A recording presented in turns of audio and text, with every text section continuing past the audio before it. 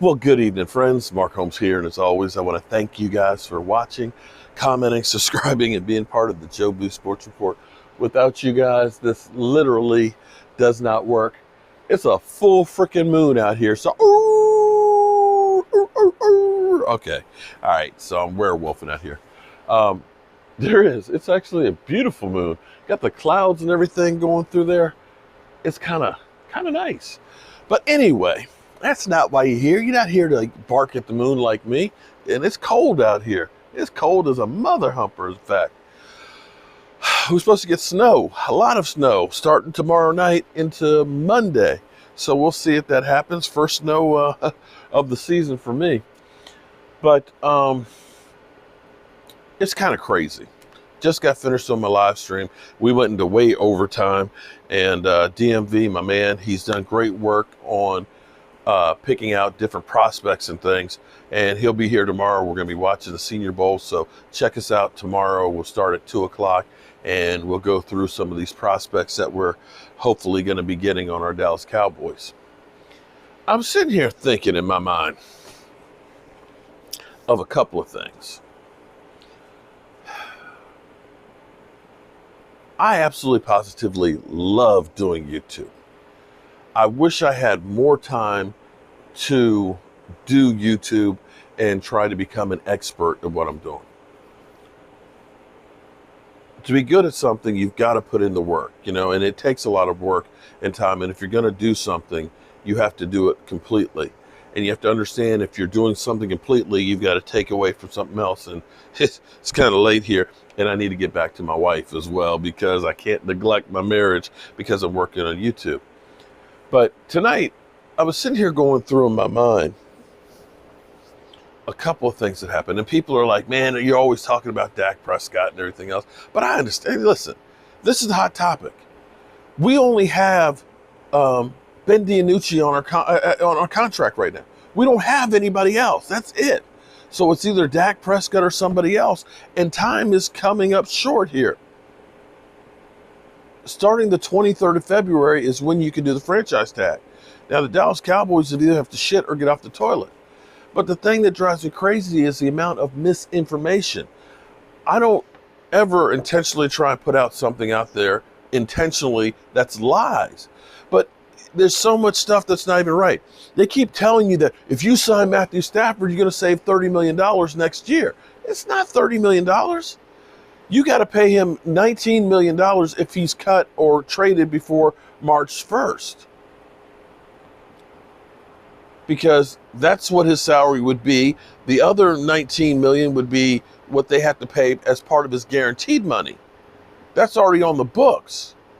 So it's not that you're getting $30 million, but that's what they're trying to tell you on ESPN. Oh, you can take that $30 million and you can go ahead and fix your defense. You're not fixing your defense with $30 million. It's really only about $17 million that we're talking about. You're talking about getting one high-priced free agent. We did pay D-Law $21 million.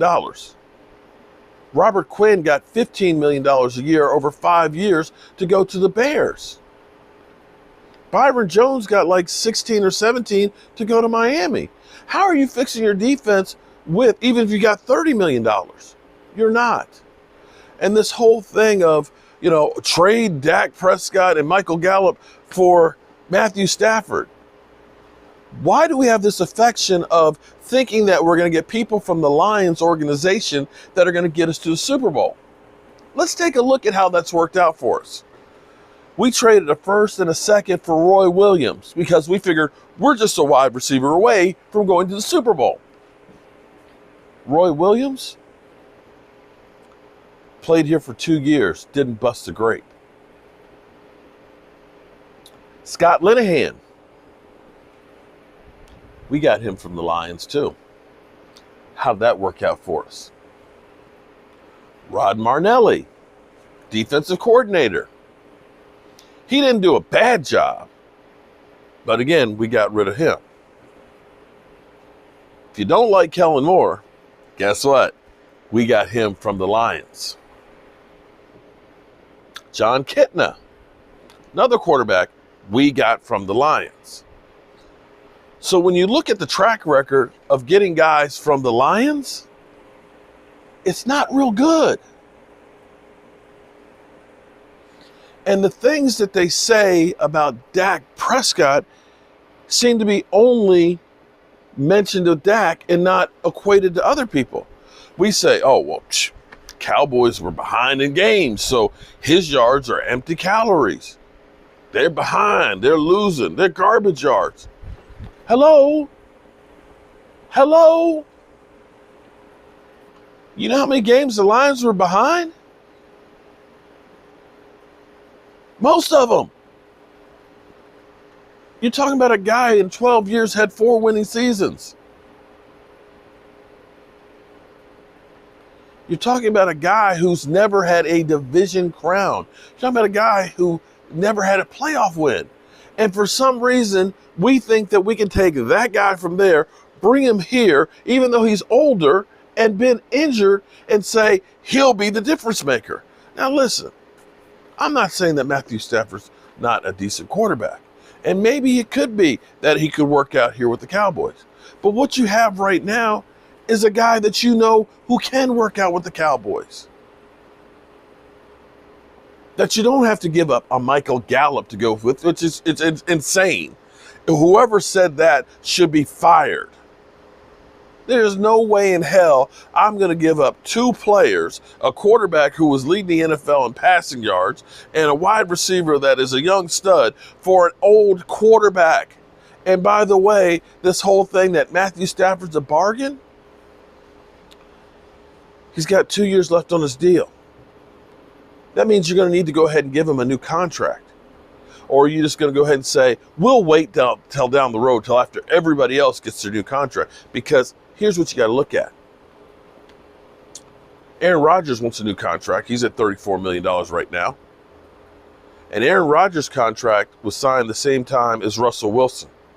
So when Russell Wilson starts seeing all these people getting their new contracts, which only has 2 years left to it, you don't think Russell Wilson's going to want to get more money? Russell Wilson's contract is going to be up there too, past Aaron Rodgers as well. You've got Josh Allen that's going to get one. You've got Lamar Jackson that's going to get one. You've got Baker Mayfield that's going to get one. All these guys are going to be up for a contract. So yes, Mathew Stafford's contract is a bargain when you get him, but you immediately need to then sign him to a long-term deal, or else let him walk? Is that what it's going to be? You're going to trade a young guy and a wide receiver for a quarterback that you're only going to keep for 2 years? See, this is the kind of stuff that drives me crazy, is they don't look at the whole picture of what you're talking about. And what's amazing is, Mathew Stafford, just a few years ago when he signed that contract that we look at now and say is a bargain, guess what?